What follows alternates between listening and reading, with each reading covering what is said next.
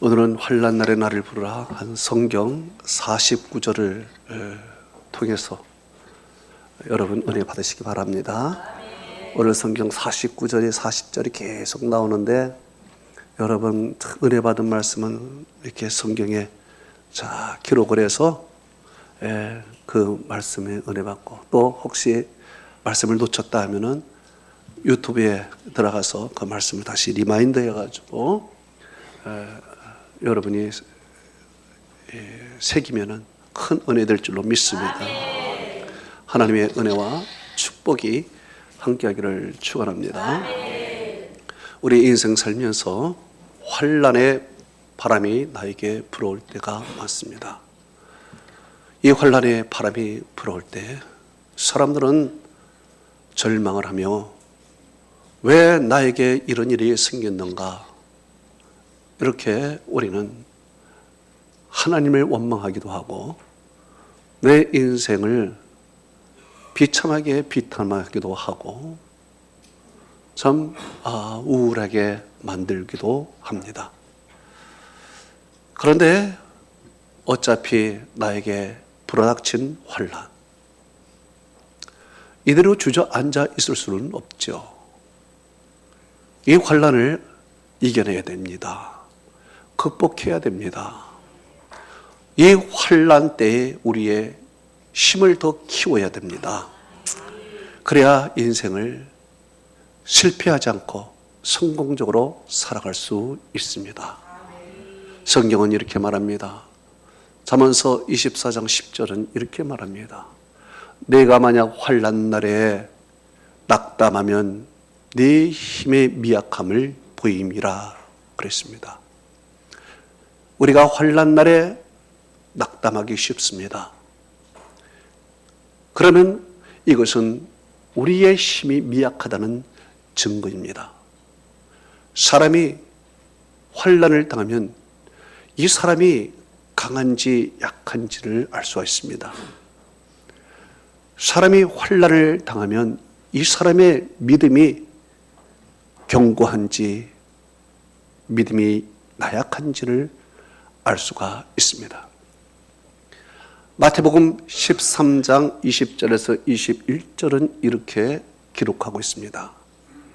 돌밭에 뿌려졌다는 것은 말씀을 듣고 즉시 기쁨으로 받되 그 속에 뿌리가 없으므로 잠시 견디다가 말씀으로 말미암아 환난과 박해가 일어날 때 곧 넘어지는 자니라 기록하고 있습니다. 이 말이 무슨 말입니까? 말씀의 뿌리, 믿음의 뿌리가 없으면 환난을 당할 때 곧 넘어지고 쓰러진다는 이야기입니다. 그러나 말씀의 뿌리, 믿음의 뿌리가 견고하고 깊이 박혀 있으면 어떤 환난의 바람이 불어도 잠시 흔들릴 뿐이지 넘어지고 쓰러지지 않습니다. 오늘 성경은 우리에게 이렇게 말씀하고 있습니다. 시편 50편 15절에 환난 날에 나를 부르라. 내가 너를 건지리니 네가 나를 영화롭게 하리로다. 그랬습니다. 이 말이 무슨 말입니까? 환난 날에 나를 부르라. 곧 하나님께 기도하라는 것입니다. 기도하면은 하나님께서 그 환난 가운데 있는 우리를 끄집어내 주십니다. 그리고 건짐을 받은 우리들은 내가 나를 영화롭게 하리라. 하나님을 영화롭게 하면서 감사하면서 인생을 행복하게 믿음으로 살아갈 수가 있는 것입니다. 그런데 누가 기도할 수 있느냐? 환난의 바람이 불어올 때 누가 기도할 수 있느냐? 바로 말씀의 뿌리, 믿음의 뿌리가 견고한 사람만이 기도할 수 있다는 것입니다. 환난의 바람이 불어보면 사람이 우왕좌왕을 합니다. 어쩌할 줄을 모릅니다. 그러다가 그 사람이 쓰러지는 것입니다. 그러나 믿음의 뿌리가 견고하고 말씀의 뿌리가 견고하면 어려울수록 더욱 하나님을 부르짖고 기도하며 그 어려운 순간을 이겨나가는 것입니다. 그렇기 때문에 여러분, 환난을 당할 때, 환난의 바람이 여러분에게 불어올 때 기도하면서 하나님을 붙들고 믿음의 뿌리를 깊이 내리면서 이 환난을 극복하시기를 주님으로 축원합니다. 성경에는 많은 사람들이 이런 환난을 당할 때 그것을 기도하면서 극복한 그런 사건들이 많이 있습니다. 그중에 오늘 한 사람을 소개합니다. 그 사람은 바로 유대왕 히스기야 왕인 것입니다. 히스기야 왕에게는 두 가지의 큰 환난을 겪습니다. 먼저는 국가적인 환난을 겪습니다. 그때 당시에 세계 최고의 큰 나라, 강한 나라 아수라는 제국이 군대를 이끌고 유다 나라에 쳐들어왔습니다. 이때 히스기야가 어떻게 행하는지 성경은 나타나고 있습니다. 성경은 히스기야를 이렇게 소개하고 있습니다. 열왕기하 18장 5절에 히스기야는 이스라엘 하나님 여호와를 의지하였는데 그의 전후 모든 유다 여러 왕 중에 그런 자가 없었으니 곧 그가 여호와께 연합하여 그에게서 떠나지 아니하고 여호와께서 모세에게 명령하신 계명을 지켰더라. 성경은 기록하고 있습니다. 이렇게 히스기야가 하나님의 계명을 지키며 믿음으로 살아가니까 어떤 결과가 주어졌습니까? 열왕기하 18장 7절은 말합니다. 여호와께서 그와 함께 하심에 그가 어디를 가든지 형통하였더라. 그렇습니다. 형통할 수 있는 비결 한 가지는 하나님이 함께 하시는 것입니다. 하나님이 함께 하시니 그가 무엇을 하든지 어디를 가든지 형통한 축복을 받았다는 것입니다. 그런데 이 사람에게도 약점이 있습니다. 평소 때는 믿음으로 하나님을 붙들고 살다가 환난의 바람이 불어올 때 우왕좌왕하며 쓰러지던 그의 모습을 보게 되는 것입니다. 성경은 이렇게 이야기를 하고 있습니다. 열왕기하 18장 13절에 이렇게 말씀합니다. 히스기야 왕 14년에 아수르 왕 산헤립이 올라와서 유다 모든 견고한 성을 쳐서 점령하며 그랬습니다. 이제 히스기야 왕 14년에 아수르 왕 산헤립이 올라와서 유다 견고한 성을 다 쳐서 점령을 했습니다. 이제 이 나라는 풍전통화인 것입니다. 이제 꺼져가고 있습니다. 이때 히스기야가 어떻게 했습니까? 히스기야가 해야 할 것은요, 무엇이었습니까? 하나님께 나가 기도하고 믿음의 뿌리, 말씀의 뿌리 깊이 내려 흔들리지 않고 하나님만 바라봐야 되는데, 그런데 이 믿음의 사람 히스기야조차 환난의 바람이 불어오니까 기도하지 않습니다. 하나님을 붙들지 않습니다. 어떻게 하지? 우왕좌왕하면서 인간적인 방법으로 이 문제를 해결하는 것을 봅니다. 아수르 나라가 쳐들어와서 유다를 칠 때 그는 이렇게 반응을 했습니다. 열왕기하 18장 15절 16절에 이렇게 반응을 했습니다. 열왕기하 18장 14절은 그가 이렇게 이야기를 합니다. 유다 왕 히스기야가 라기스로 사람을 보내요. 아수르 왕에게 이르되 내가 범죄하였나이다. 나를 떠나 돌아가소서. 당신이 나에게 지으면 내가 당당하리다. 그랬더니 아수르 왕이 은 300달란트와 금 30달란트를 정하여 유다 왕 히스기야에게 내게 한지라 그랬습니다. 자, 보십시오. 그가 어떻게 했습니까? 사람을 보내요. 아수르에게 머리를 조아리고 내가 범죄했습니다. 잘못했습니다. 용서해 주세요. 여러분, 하나님을 믿는 사람이 이 세상에 그렇게 비굴하게 할 수가 있겠습니까? 그는 철저하게 비굴했습니다. 범죄했다고 했습니다. 무슨 범죄를 했습니까? 성경에 열왕기하 18장 7절에는 이렇게 기록하고 있습니다. 저가 아수르 왕을 배반하고 섬기지 아니하고 그랬습니다. 그가 믿음이 절대 아수르 왕을 배반하고 섬기지 않았습니다. 왜 그래? 나는 하나님만을 섬기겠다고 결단했기 때문에 그랬습니다. 그 이후로 14년이 흘른 지금 아수르 왕이 큰 군대가 돼서 왔습니다. 그랬더니 머리를 조아리면서 잘못했습니다. 범죄했습니다. 내가 하나님도 섬겨야 되고 당신도 내가 왕처럼 섬겨야 되는데 내가 그렇게 하지 못해서 죄송합니다. 당신이 무엇을 요구하든지 내가 다 하겠습니다. 이렇게 비굴하게 저 자세로 나갔습니다. 여러분, 기도하지 않으면 사람이 이렇게 되는 것입니다. 비굴해지게 됩니다. 세상의 노예가 됩니다.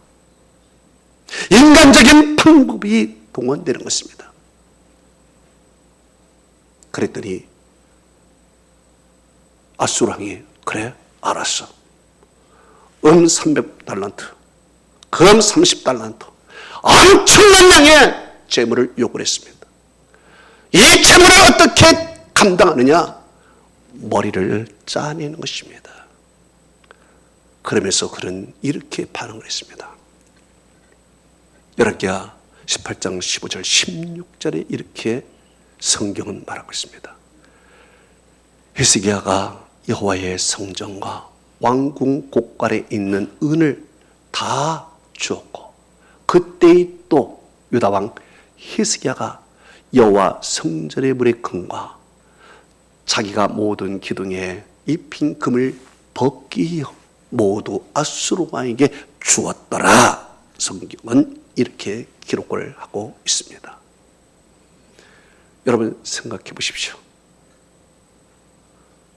그들이 요구한 은과 금을 감당하기 위해서 성전에서 왕궁에 있는 곳간에 있는 것을 다 털어주었지만 부족해요. 그러니까 어디 가서 없나? 보니까 여호와의 성전의 문에 입힌 금을 싹싹 벗겨서 갖다 주는 거예요. 그뿐만 아니라 자기가 세운 모든 기둥에 있는 금들을 박박 벗겨서 그 금을 갖다 주는 거예요. 갖다 주면서 죄송합니다. 이 금 갖고 은 갖고 이제 떠나세요. 그가 인간적인 방법으로 그걸 채워주었습니다. 그랬더니 여러분, 이것이 다 해결된 것입니까? 내가 그렇게 물질로 해결한다고 이 문제가 해결되겠습니까? 당장은 해결됐지요. 그래, 알았어. 갖고서 갑니다. 갔다가 얼마 있다가 더 큰 군대를 데리고 옵니다. 성경은 이렇게 말합니다. 열왕기하 18장 17절에 말합니다. 아수르 왕이 다르단과 랍사르스와 랍사기로 하여금 대군을 거느리고 라기스에서부터 예루살렘에 가 히스기야 왕을 치게 하며 그랬습니다. 물질로서 당장은 해결했지만 그것이 끝이 아닙니다. 더 큰 거를 요구하려고 더 큰 대구를 데리고 온 것입니다. 여러분, 인간적인 방법으로 해결하려고 했다가 감당할 수가 없게 됐습니다. 물질로 해결하려고 했다가 이제는 더 줄 물질도 없습니다. 그뿐만은 아닙니다. 더 나갑니다. 이들이 와서 이제는 행패를 부립니다. 그들이 섬기는 여호와 하나님을 모욕합니다. 열왕기하 18장 35절은 이렇게 말하고 있습니다. 그 적군들이 이런 말을 합니다. 민족의 모든 신들 중에 누가 그의 땅을 내 손에서 건지겠고 여호와가 누구에게 예루살렘을 내 손에서 건지겠느냐. 그러니까 너희들 항복해. 하나님의 이름을 모욕하지 하는 것입니다. 여러분, 이렇게 우리가 믿음으로 살지 않고 기도하지 않으면 하나님의 영광을 가리게 되어 있습니다. 이런 상황이 되었어요. 이제는 히스기야가 인간적인 방법, 물질적인 방법으로 해결하는 것이 한계를 느꼈고, 아, 이것이 아니구나 깨닫게 됐습니다. 그리고서 이제는 방법을 달리합니다. 내가 기도로서 해결하리라. 믿음으로 해결하리라. 하나님의 방법으로 해결하리라. 그가 성전에 들어가서 이제 기도하는데요. 성경은 이렇게 말합니다. 열왕기하 19장 1절에서 3절은 이렇게 이야기를 합니다. 히스기야 왕이 듣고 그 옷을 찢고 굵은 배를 두르고 여호와의 전에 들어가서 왕궁 책임자 엘리야김과 서기관 셈내와 제사장 중 장로들에게 벳옷을 둘려서 아모스의 아들 선지자 이사야에게 보내매 그가 이사야에게 말하되 히스기야의 말씀이 오늘은 환난과 징벌과 모욕의 날이라. 애를 낳을 때가 되었으나 해산할 힘이 없도다. 이렇게 이야기했습니다. 여러분, 이제서야 히스기야가 정신을 차렸어. 이제서야 기도하게 되고 이제서야 하나님을 찾게 되는 것입니다. 그리고 나서 여호와의 성전에 들어가고 죄조에게 기도를 부탁하고 어떻게 하든지 하나님, 나는 힘이 없습니다. 해산할 힘이 없습니다. 하나님, 나를 도와주세요. 하나님 앞에 나가서 기도할 때 어떤 일이 생겼습니까? 하나님의 음성이 들리기 시작합니다. 할렐루야! 하나님의 음성이 이사야 선지자에게 들리면서 이렇게 말씀했습니다. 열왕기하 19장 6절에서 7절은 이렇게 말씀하고 있습니다. 여호와의 말씀이 너는 아수르 왕의 신부에게 들은 바 나를 모욕하는 말 때문에 두려워하지 말라. 내가 한 영을 그 속에 두어 그로 소문을 듣고 그의 본국에 돌아가게 하리니 또 그의 본국에서 그가 칼에 죽게 하리라. 할렐루야. 이 말이 무슨 말입니까? 걱정하지 마라, 두려워하지 마라, 내가 다 해결해 줄 테니까 염려하지 말고 너는 있어. 할렐루야. 하나님이 다 해결해 준대요. 기도했더니 하나님이 다 해결해 주는 음성이 들려왔습니다. 이 말씀을 믿고 그는 견딥니다. 이제 쫙 견디니까 여러분, 이 적군들이 물러가게 쉽니다. 쫙 물러가요. 그런데 물러갔다가 얼마 있다가 또 옵니다. 빈손으로 갔으니 이제 또 옵니다. 3차 침입을 다시 하게 됩니다. 그러면서 히스기야에게 항복하라는 문서를 내밉니다. 이제 최후의 통첩 문서를 내밉니다.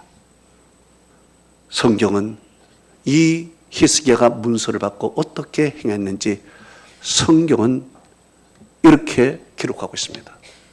열왕기하 19장 14절에 이렇게 말씀하고 있습니다.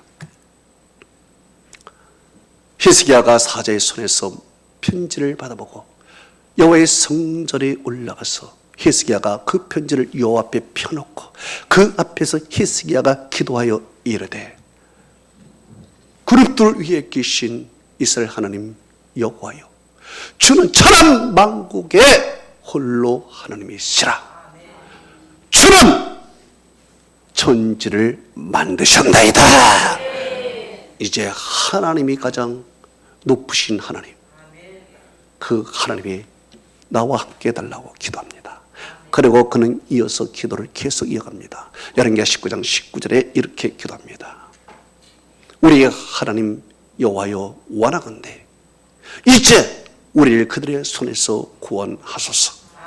그랬으면 천하만국의 주 여호와는 하나님이신 줄 알리이다. 엄청난 기도를 드려요. 모든 문제를 하나님께 완전히 맡겨버려. 그리고 하나님의 영광이 드러날 수 있도록 말이에요. 그렇게 기도했어요. 여러분, 이렇게 기도했더니 어떤 일이 일어난 줄 아세요? 이렇게 기도했더니 어떤 역사 일어난 줄 아세요? 성경은 이렇게 말씀하고 있습니다. 열왕기하 19장 35절에 말하고 있습니다. 이 밤에 여호와의 사자가 나와서 아수르 진영에서 군사 18만 5천 명을 친지라. 아침에 일찍이 일어나 보니 다 송장이 되었더라.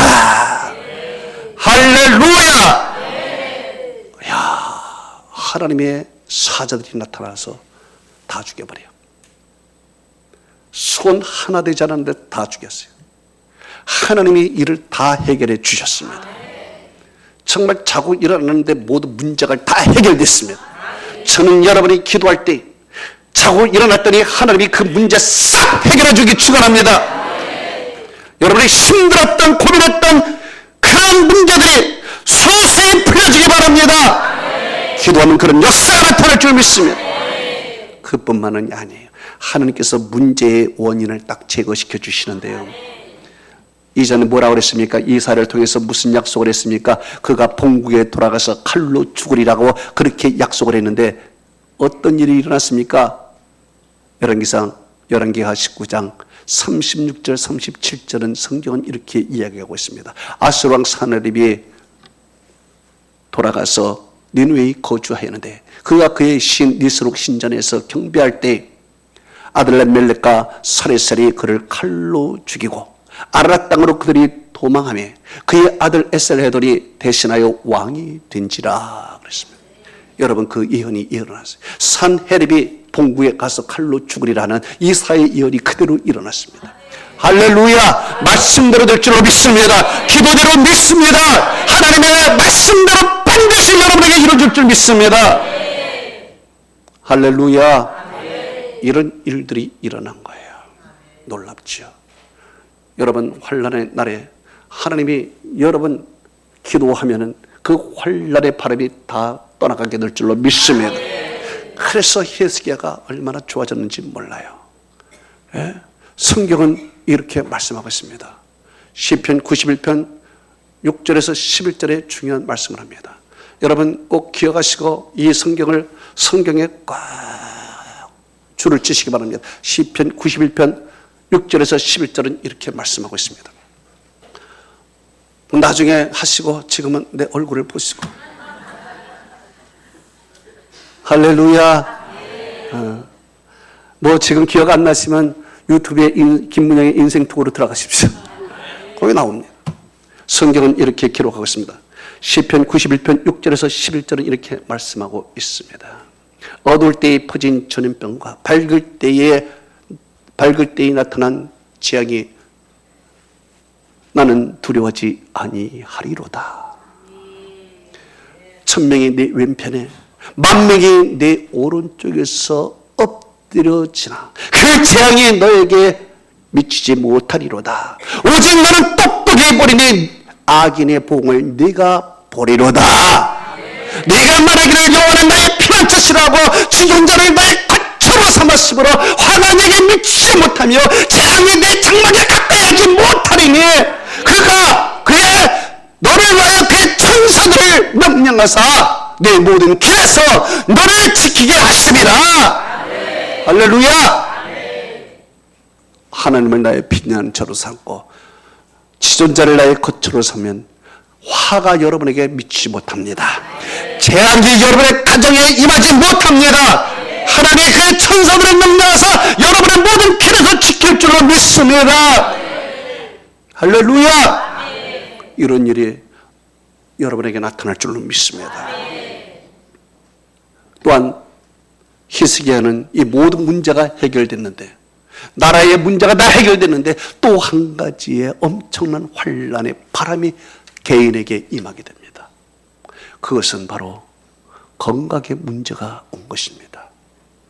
성경은 이렇게 말합니다.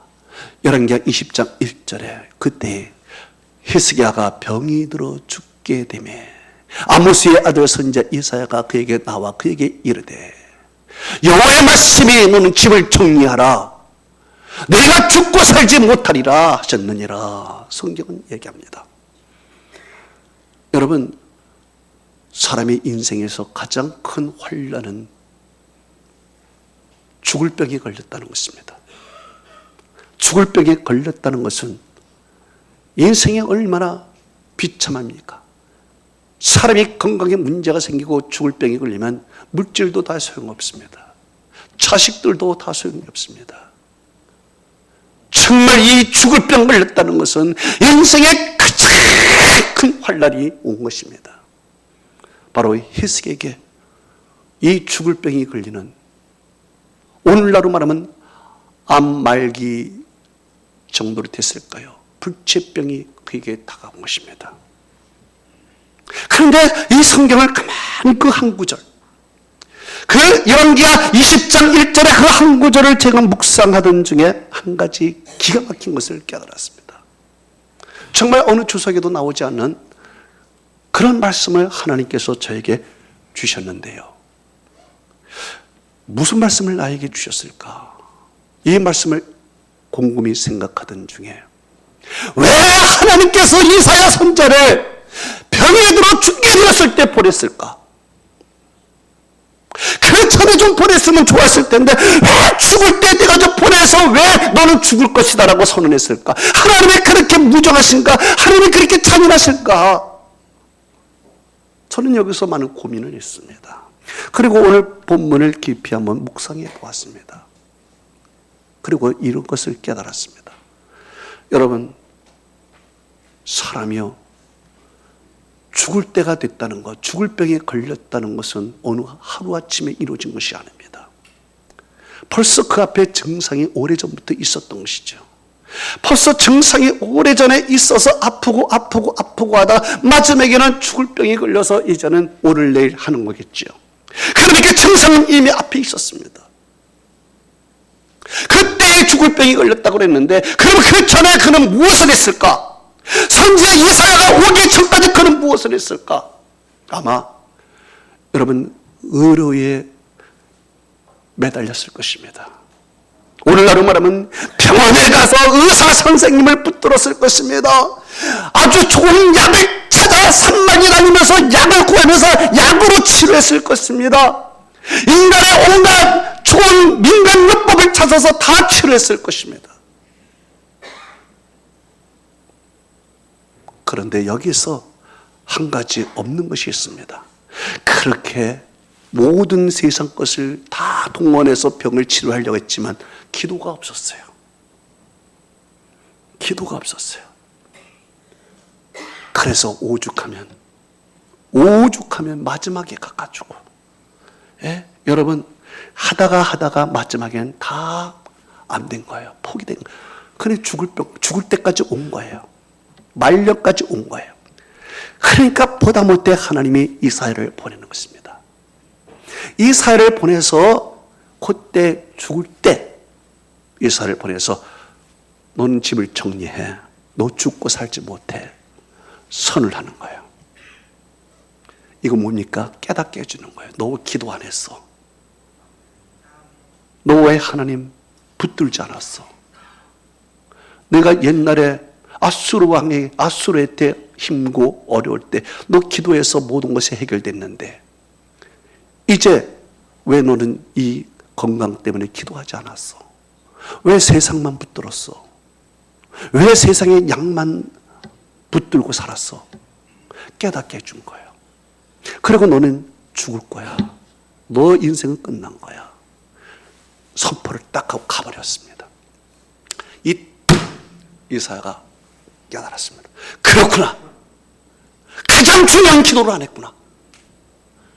그렇구나. 전능하신 하나님을 내가 붙들지 않았구나. 그제서야 그는 깨닫고 성경은 이렇게 말합니다. 열왕기하 20장 2절에 히스기야가 낫을 벽으로 향하고 여호와께 기도하여 이르되, 그때서야 낫을 벽으로 향합니다. 이것이 무엇입니까? 이제 세상을 저버리고 이제 하나님을 바라보는 거예요. 낫을 이곳으로 향했다는 세상을 향한 건데 이제 그것을 안 보는 거예요. 세상 좋은 약, 세상 명약, 세상 모든 것을 이제 그걸 안 보고 여기만 보는 거예요.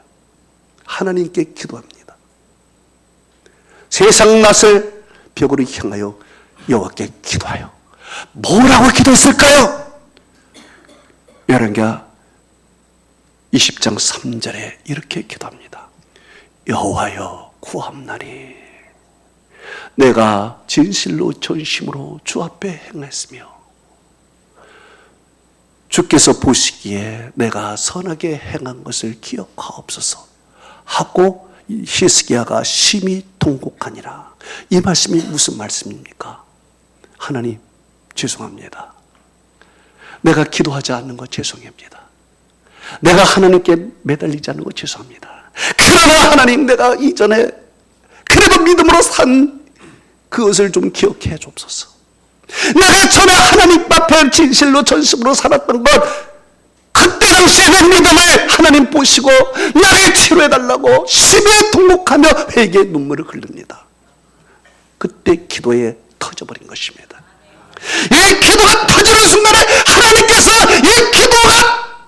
이 기도를 기다렸던 듯이 하나님은 길을 떠나는 이사에게 잠시 머물러라. 이사야, 손자야, 잠시 머물러라. 너 가던 길에서 빨리 돌이켜 이 히스기야에 가서 내 말을 전해. 마치 하나님께서 그 기도를 기다렸다 뜻인 말이에요. 기다렸다듯이 기도가 끝나자마자 이사야에게 뒤돌아가서 이 말을 전해. 무슨 말을 전할까요? 무슨 말을 전할까요? 성경은 이렇게 나옵니다. 이사야서 20장 5절에 이렇게 말씀합니다. 내가 네 기도를 들었고 네 눈물을 보았노라. 내가 너를 낫게 하리니 네가 3일 만에 여호와의 성전에 올라가겠고 내가 내 날에 35년을 더할 것이라. 할렐루야. 놀라워. 기도했더니 죽을 병이 놀라운 역사가 나타나게 되는데 성경은 어떻게 이야기합니까?